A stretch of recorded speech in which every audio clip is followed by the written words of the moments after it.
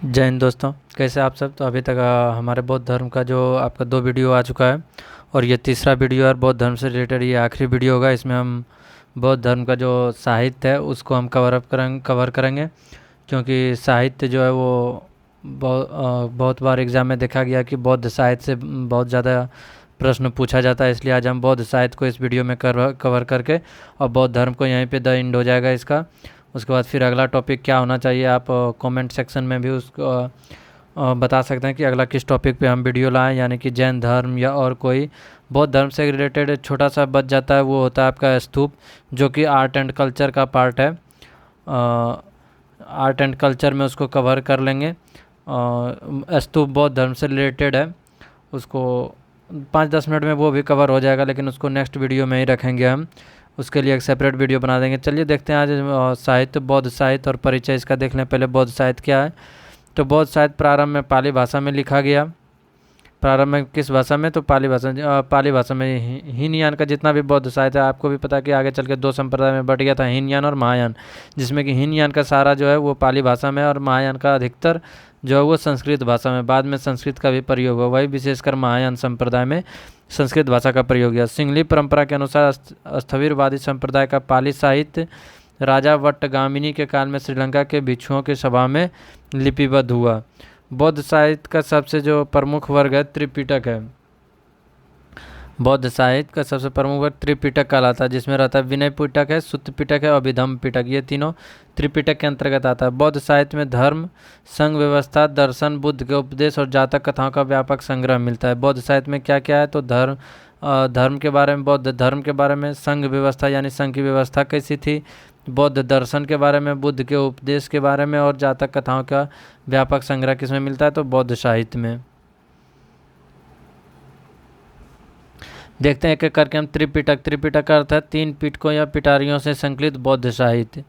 3 पिटकों या पिटारियों में संकलित बौद्ध साहित्य। बुद्ध के निर्माण के बाद, यानी बुद्ध के निर्माण के बाद उनकी शिक्षाओं को संकलित कर 3 पिटकों में बांटा गया। कितने? तो 3 पिटकों में। 3 पिटक थे कौन कौन? विनय पिटक, सुत्त पिटक, अभिधम्म पिटक। यह साहित्य मुख्यतः पाली भाषा में। किस भाषा में? ये देखिएगा कि मुख्यतः साहित्य अगर जब बात करें त्रिपिटक तो वो पाली भाषा में था और लंबे समय तक संकलित संपादित होता रहा। विनय पिटक, संघ संबंधी नियम। विनय पिटक में क्या क्या था? तो संघ संबंधी नियम था, भिक्षु भिक्षुणियों के आचरण थे, जो भी उसमें भिक्षु या जो बौद्ध संघ में जो भिक्षु थे, भिक्षुणियाँ थे, उनके क्या क्या आचरण होना चाहिए वो विनय पिटक में थे। नियमों और निषेधों का वर्णन इसमें मिलता है विनय पिटक में। प्रथम बौद्ध संगति में उपाली ने विनय पिटक का पाठ किया। कौन किया? तो उपाली ने विनय पिटक का पाठ किया। प्रमुख भाग प्रतिमोक्ष, सुत्त विभंग और महाविभंग, ये इसके भाग हैं विनय पिटक के। विनय पिटक की टीका समांत पासादिका वसुदेव घोष ने 5वीं शताब्दी में लिखी।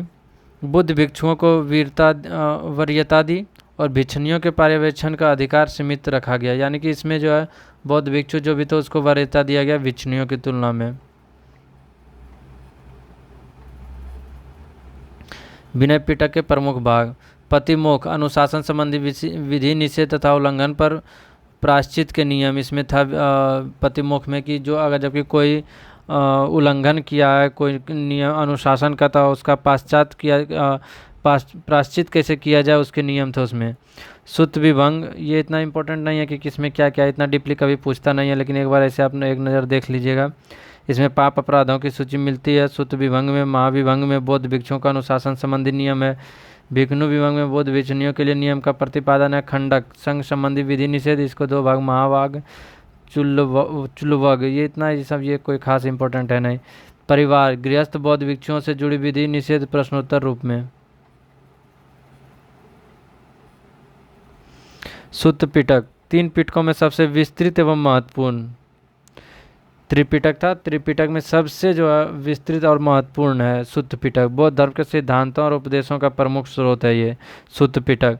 प्रथम बौद्ध संगति में आनंद ने सुत्त पिटक का पाठ किया था, यानी आनंद ने इसका संकलन किया था सुत्त पिटक का। ये सबसे इम्पोर्टेंट है, तीनों में सबसे ज़्यादा महत्वपूर्ण यही है। सुत्त पिटक। सुत्त पिटक 5 निकायों में विभाजित है, जिसे दीर्घ, मध्यम निकाय, संयुक्त निकाय, अंगुत्तर निकाय और खुद्दक निकाय, 5 निकायों में ये विभाजित है सुत्त पिटक। इसमें बुद्ध के उपदेश, वार्तालाप, दार्शनिक विचार तथा अनेक कथाएं मिलते हैं। सुत्त पिटक में जो है बुद्ध के उपदेश मिलते हैं, बुद्ध का जो वार्तालाप था वो मिलते हैं, दार्शनिक विचार क्या क्या दिए थे बुद्ध वो मिलते हैं, और अनेक प्रकार के कथाएं मिलते हैं सुत्त पिटक में, जिसका संकलन करता थे आनंद, जो कि बुद्ध के प्रमुख सिख आपका बोल सकते हैं ये प्रमुख रूप से बुद्ध के साथ हमेशा ये रहते थे, और सबसे ज़्यादा नज़दीकी इन्हीं का आनंद का ही था बुद्ध से। सुत्त पिटक के 5 निकाय। दीर्घ निकाय, बुद्ध से संबंधित लंबे उपदेश इसमें थे। ऐसे ही देखिए दीर्घ, सबसे लंबे उपदेश संबंधित लंबे उपदेश इसमें थे बुद्ध से संबंधित। दीर्घ इसमें देखिए, दीर्घ का मतलब ये होता है बड़ा। महापरिनिर्वाण सूत्र इससे संबंधित है। मध्यम निकाय, अपेक्षाकृत छोटा उपदेश, गद्य और पद्य दोनों का प्रयोग हुआ है इसमें। अंगुत्तर निकाय, 2000 से अधिक संक्षिप्त कथनों या उपदेशों का संग्रह है इसमें। संयुक्त निकाय, संक्षिप्त घोषणा उपदेशों का संग्रह, धर्म चक्र प्रवर्तन सूत्र का वर्णन है। खुद्दक निकाय में पद्यात्मक है, गाथा, जातक, सूत्र, निपात है, विमानवतु, निर्देश आदि ग्रंथ। ये इतना कोई खास इंपॉर्टेंट है नहीं। ये संयुक्त निकाय देख लीजिएगा, जिसमें कि धर्म चक्र प्रवर्तन का सूत्र का वर्णन इसमें है। और मध्यम निकाय ये देख लीजिएगा, गद्य और पद दोनों में है। और दीर्घ निकाय संबंधित लंबे उपदेश, महापरिनिर्वाण सूत्र इसी से संबंधित है। खुद्दक निकाय, परीक्षा उपयोगी तथ्य। खुद्दक निकाय पद्यात्मक है और इसमें बौद्ध धर्म दर्शन से संबंधित अनेक ग्रंथ हैं। धम्मपद को बौद्ध साहित्य में हिंदू धर्म गीता के समान महत्वपूर्ण माना जाता है। धम्मपद को, अब देखिए गीता से तुलना किसको किया गया बौद्ध साहित्य का, तो धम्मपद, इसको आप रिलेट कीजिएगा। जहाँ तुलना करने वाला प्रश्न शब्द आता है उसको आप थोड़ा ज़्यादा ध्यान दीजिएगा, क्योंकि एग्जाम में इस तरह का प्रश्न पूछने का संभावना बढ़ जाता है कि तुलना किया जा रहा है, गीता से तुलना किया जा रहा है। हिंदू धर्म में गीता का बहुत ज़्यादा महत्वपूर्ण है, तो हिंदू धर्म से तुलना करके इसे बताया गया। धम्मपद को बौद्ध साहित्य में हिंदू धर्म की गीता के समान महत्वपूर्ण माना गया है। थेर गाथा और थेरी गाथा में विभिन्न थेरों तथा थेरियों द्वारा रचित कविताओं का संग्रह है। जातक कथाओं में बुद्ध के पूर्व जन्म से संबंधित 550 से अधिक कथाएं हैं। किसमें, तो जातक कथा में। सुत्त निपात में गाय को आनंद और वंदा तथा सुखदा का कहा गया है। गाय को आनंदा, वंदा तथा सुखदा कहा गया है। किसमें, तो सुत्त निपात में। अभिधम्म पिटक, इसमें बौद्ध दर्शन के दार्शनिक सिद्धांत का संग्रह मिलता है। यह प्रश्नोत्तरी शैली में लिखा गया है। इसके अंतर्गत 7 ग्रंथ माने जाते हैं।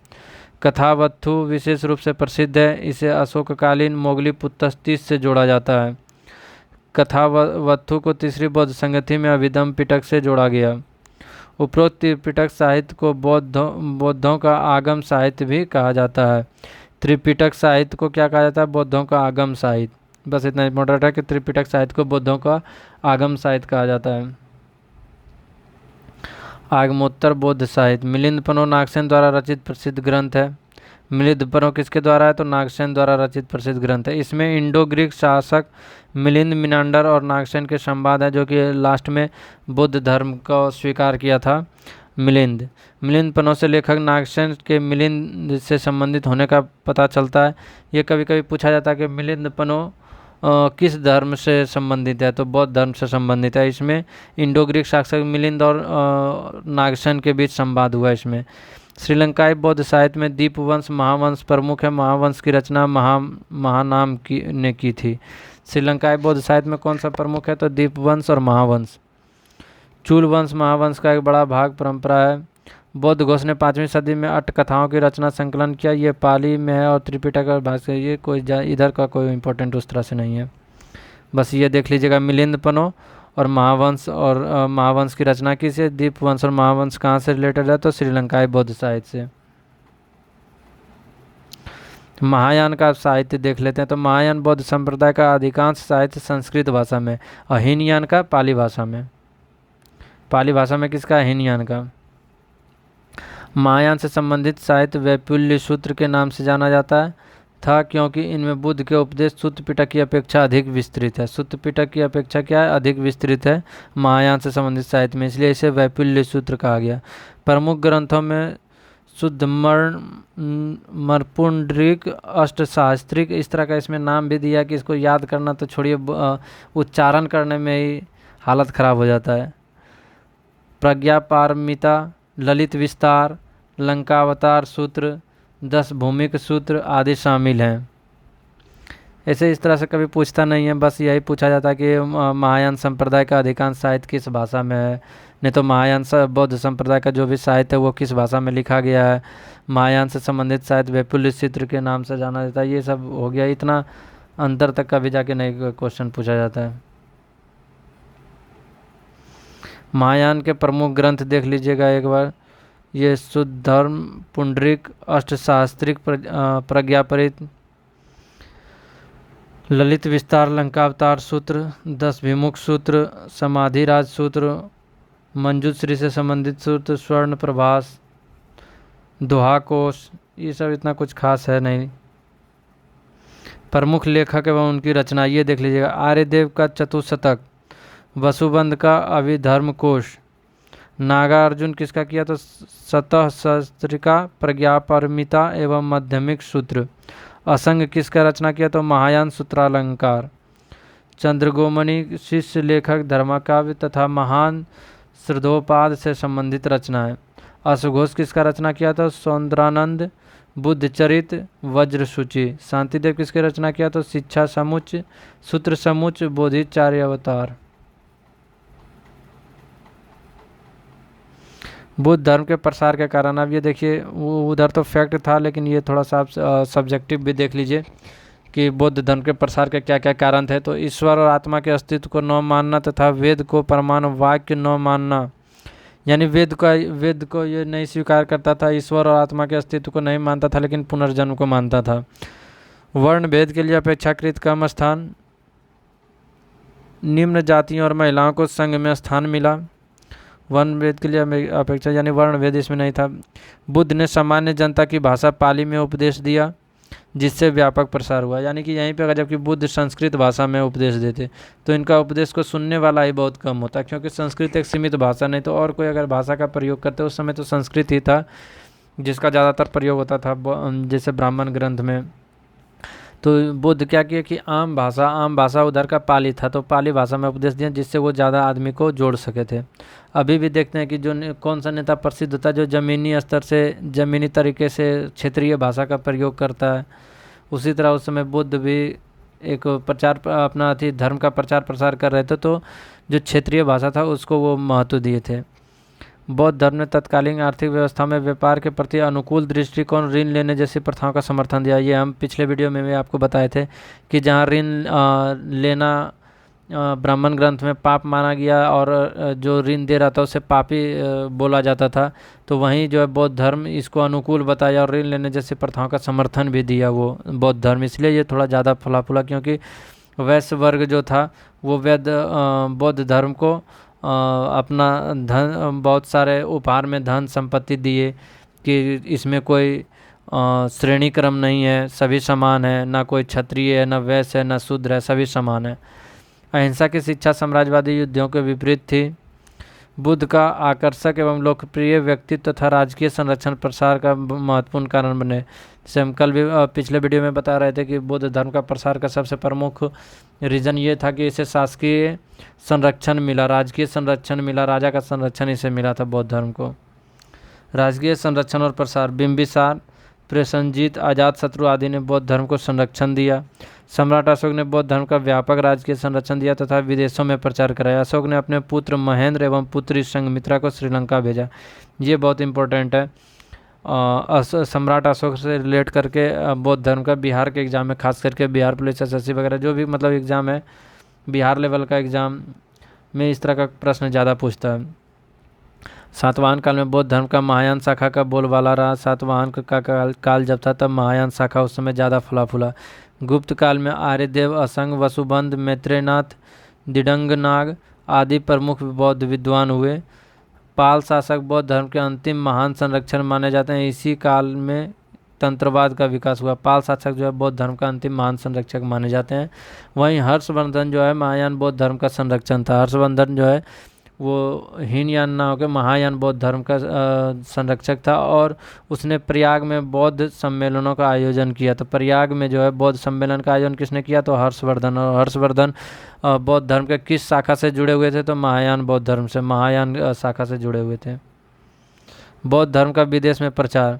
श्रीलंका में जैसे कि अशोक के समय जो उसका पुत्र महेंद्र और पुत्री संघमित्रा के माध्यम से बौद्ध धर्म का प्रचार हुआ। चीन में बौद्ध धर्म का प्रचार का श्रेय कश्यप, मतंग और धर्मरक्ष आदि भिक्षुओं को दिया जाता है। मध्य एशिया एवं चीन में महायान परंपरा का व्यापक प्रभाव पड़ा। मध्य एशिया में जो था वो महायान शाखा का ही ज़्यादा प्रभाव पड़ा। जापान और तिब्बत में वज्रयान अन्य बौद्ध परंपराओं का प्रभाव पहुंचा। प्रमुख विदेशी प्रसार क्षेत्र Burma, Sri Lanka, Laos, Cambodia, Shyam, Thailand, जिसे चीन, मध्य एशिया, जापान और तिब्बत, ये सारे प्रमुख विदेशी प्रसार के क्षेत्र हैं।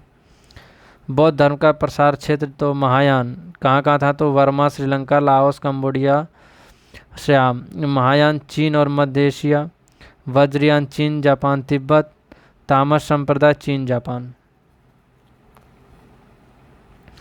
अब देखिए बौद्ध धर्म के ह्रास का कारण क्या था, यानी बौद्ध धर्म जो है धीरे धीरे मतलब इसका प्रचार प्रसार में कमी आना, बौद्ध धर्म का धीरे धीरे महत्व का कम होना, क्या रीजन था? तो 12वीं सदी तक भारत में बौद्ध धर्म लगभग लुप्त हो गया। इसके बाद इसका प्रमुख आधार बिहार और बंगाल में भी कमजोर हुआ। ब्राह्मण धर्म की जिन बुराइयों को बौद्ध धर्म ने विरोध किया, अंततः उन्हीं प्रवृत्तियों से यह स्वयं भी प्रभावित हुआ। जैसे हम बता रहे थे ना पिछले वीडियो में कि बौद्ध धर्म विशेष रूप से कर्मकांड का विरोध किया, मूर्ति पूजा का विरोध किया कि मूर्ति पूजा नहीं होना चाहिए, और अंत में महायान में क्या हुआ कि कर्मकांड भी हुआ। कर्मकांड में कहा गया कि बोधिसत्व का प्राप्ति, जो महापरिनिर्वाण की प्राप्ति जो है वो बोधिसत्व के माध्यम से हो सकता है। इसी तरह से बहुत सारे कहा गया कि जिस तरह से ब्राह्मण ग्रंथ में कहा गया कि मूर्ति पूजा होता है, उसी तरह बौद्ध धर्म में भी मूर्ति पूजा का प्रभाव आ गया। तो ये सब था जिसका वो विरोध किया, उसी को फिर ये अपनाने लगा, तो इससे ह्रास होने लगा। भिक्षु धीरे धीरे आम जनता का जीवन से कट गए। पाली का स्थान संस्कृत ने ले लिया, और भाषा भी बहुत ज़्यादा मायने रखता है, जहाँ की संस्कृत, पाली की जगह जो है संस्कृत भाषा का प्रयोग होने लगा। विहार विलासिता का केंद्र बनने लगा और मठों और मूर्ति पूजा धन संचय बढ़ा। विहार उसे कहा जाता है जहाँ पे बौद्ध भिक्षु रहते थे। तो बौद्ध भिक्षु जहाँ रहते थे वहाँ क्या हुआ, वो धीरे धीरे विलासिता का केंद्र बनने लगा, क्योंकि धन का संचयन वहाँ ज़्यादा होने लगा, मूर्ति पूजा होने लगा। ये सबसे इससे जब धन का संचय होगा तो ये आक्रमणकारी भी आएंगे।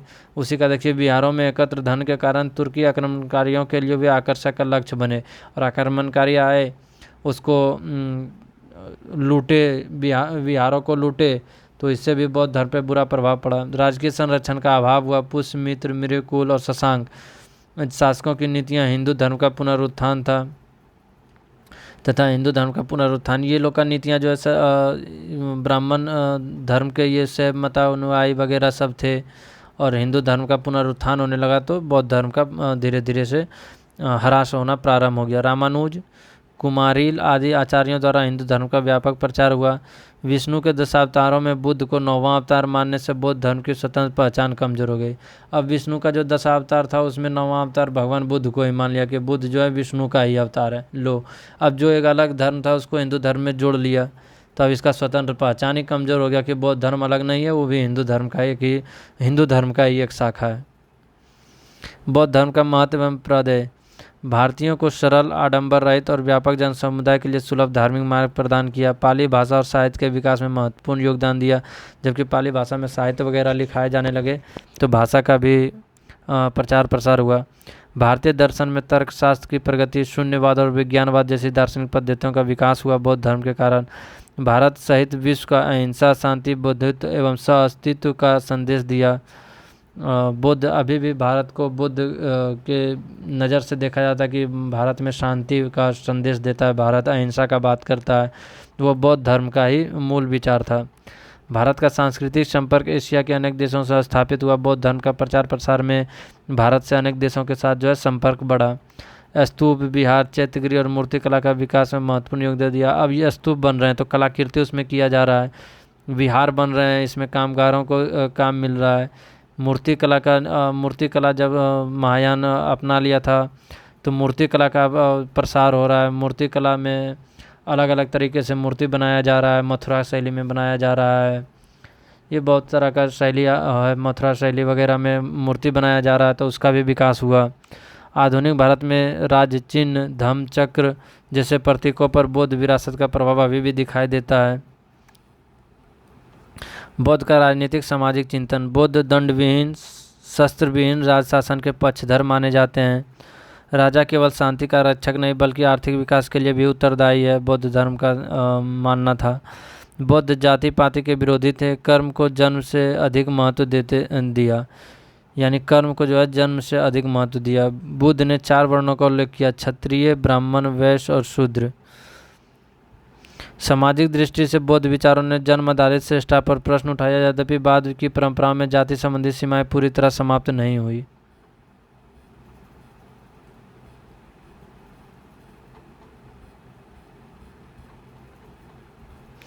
तो ये रहा आपका बौद्ध धर्म से जो भी रिलेटेड था। बौद्ध का कुछ शब्दावली हम देख लेते हैं। उपसंपदा किसे कहा जाता है? तो बौद्ध धर्म में प्रवेश, दीक्षा की उन्नति अवस्था। संघाराम, भिक्षुओं का विश्राम या निवास स्थान। प्रव्रज, व्यक्ति के भिक्षु जीवन में प्रवेश। शील, नैतिकता। सलाका, मतपत्र, सलाका पुरुष मतदाता, यानी सलाका किसको कहा जाता था? जो बुद्ध धर्म में जो मत पत्र होते थे उसे सलाका कहा जाता था, तथा मतदाता को सलाका पुरुष और सलाका ग्राहक कहा जाता था मतदान अधिकारी को। जैसे अभी निर्वाचन अधिकारी होते हैं उसी तरह सलाका ग्राहक होते थे मतदान अधिकारी। ये शब्द जो है बहुत ज़्यादा इम्पोर्टेंट है, क्योंकि बौद्ध धर्म से रिलेटेड जो शब्द है शब्द दे देता है और पूछ लेता है इसका अर्थ क्या है, नहीं तो ये किस धर्म से रिलेटेड है, इसको आप एक बार ज़रूर ध्यान में रखिएगा। त्रिशिक्षा, प्रज्ञाशील और समाधि। संघ परिनायक, संघ की प्रमुख। उपसंपन्न, बौद्ध भिक्षु। अहर्त, जिसने निर्वाण प्राप्त कर लिया उसे अहर्त कहा जाता था। पुद्गल, नैरात्म, स्वयं की अस्थायी सत्ता का विनाश। सिद्ध विहारिका, गुरु के साथ निवास करने वाला बुद्ध भिक्षु। वास किसे कहा जाता था? तो वर्षा काल के 4 महीनों में विश्राम जो था उसे ही वास कहा जाता था। विविध तथ्य एवं जातक कथाएं। महायान के वज्र ध्वज सूत्र, समस्त प्राणियों को श्रेष्ठ ज्ञान देने का प्रयास का आदर्श मिलता है। बौद्ध भिक्षु के लिए 8 आवश्यक वस्तुओं का उल्लेख मिलता है। 3 परिधान, 1 धोती, 1 भिक्षा पात्र, 1 उस्तारा, 1 सुई और पानी छानने का वस्त्र। ब्रह्म विहार, भिक्षु का आध्यात्मिक क्रियाएं। बौद्ध धर्म के 4 प्रधान सदाचार थे। कौन कौन से थे? तो प्रेम, दया, हर्ष और निर्मलता, बौद्ध धर्म के 4 प्रधान सदाचार। बौद्ध ग्रंथ मुख्यतः भिक्षु भिक्षुणियों से संबंधित करके लिखे गए, पर अनेक अंश जनसाधारण को शिक्षा देते हैं। जातक कथाएं बौद्ध नीति शिक्षाओं के प्रमुख स्रोत हैं। प्रमुख उदाहरण है राजा शिवी की कथा, 1 मरकट की कथा और 1 भद्र तोते की कथा। त्वरित पुनरावृत्ति परीक्षा के लिए देख लेते हैं कि एक नज़र में इसको जैसे की पॉइंट के तौर पर हम अभी तक हर एक वीडियो में देखते हैं उसी तरह इसमें भी देख लेते हैं। प्रथम बौद्ध संगति राजगिरी में हुआ। विनय का पाठ उपालि किया। विनय का पाठ उपालि, सुत्त का पाठ आनंद। त्रिपिटक, विनय पिटक, सुत्त पिटक, अभिधम्म पिटक को त्रिपिटक कहा गया। सुत्त पिटक में 5 निकाय, खुद्दक निकाय, जातक, धम्मपद, थेरगाथा। खुद्दक निकाय में जातक, धम्मपद, थेरगाथा, थेरिगाथा आदि। अभिधम्म पिटक में दार्शनिक सिद्धांत है, कथा वस्तु विशेष रूप से महत्वपूर्ण। महायान के महत्वपूर्ण ग्रंथ ये, और उसके बाद प्रसार का सबसे बड़ा आधार जनभाषा पाली था। राजकीय संरक्षण मिला, लोकप्रिय सरल शिक्षाएं, क्योंकि इसी के कारण प्रसार सबसे अधिक हुआ था। पतन के प्रमुख कारण क्या है? मठों का विलासिता पूर्वक जीवन जीने लगा था, उसमें राजकीय संरक्षण का अभाव, हिंदू पुनरुत्थान और आक्रमण। तो ये था आपका बौद्ध धर्म से रिलेटेड। प्रमुख लेखक और रचनाएं भी इसमें दिया गया है कि कौन रचना किया है, इसे एक बार आप देख लेंगे। आर्यदेव जो है चतुशतक का किया। वसुबंध अभिधर्मकोश का किया। नागार्जुन सहस्त्रिका, प्रजापारमिता माध्यमिक सूत्र। असंग जो है महायान सूत्रालंकार का किया, ये इम्पोर्टेंट है आपके लिए। आर्यदेव, नागार्जुन, चंद्रगुमनी शिष्यलेख, धर्म महायान, श्रद्धोपाद, अश्वघोष, ये एक देख लीजिएगा आप। सौंदरानंद, बुद्धचरित, वज्र सूची। शांतिदेव, शिक्षा समुच, सूत्र समुच, बोधि चार्यवतार। बौद्ध धर्म का विदेश में प्रसार एक नज़र में। परंपरा संप्रदाय, कौन सा संप्रदाय का कहाँ किस किस क्षेत्र में आपका प्रसार हुआ था, तो महायान का था Verma Sri Lanka, Laos, Cambodia, SIAM, Thailand. Mahayana का चीन, मध्य एशिया। वज्रयान का चीन, जापान, तिब्बत। और तामस या ताश संप्रदाय का चीन, जापान में। अशोक जो है पुत्र महेंद्र और पुत्री संघमित्रा को श्रीलंका भेजा। कुषाण काल में चीन और बौद्ध धर्म का प्रसार तेज हुआ। तो ये था आपका बौद्ध धर्म से रिलेटेड, बौद्ध धर्म का जो भी आपका फैक्ट था या डिस्क्रिप्टिव टाइप से जो भी था, हम इसको इस 3 वीडियो में हम कवर कर लिए। बस एक बचा आपका स्तूप, जो कि आर्ट एंड कल्चर से रिलेटेड है, उसको भी हम आगे किसी दिन एक टॉपिक के रूप में 5 से 10 मिनट में उसको भी ख़त्म कर लेंगे। तो मिलते हैं इसी तरह के अगले किसी टॉपिक के साथ, तब तक के लिए जय हिंद,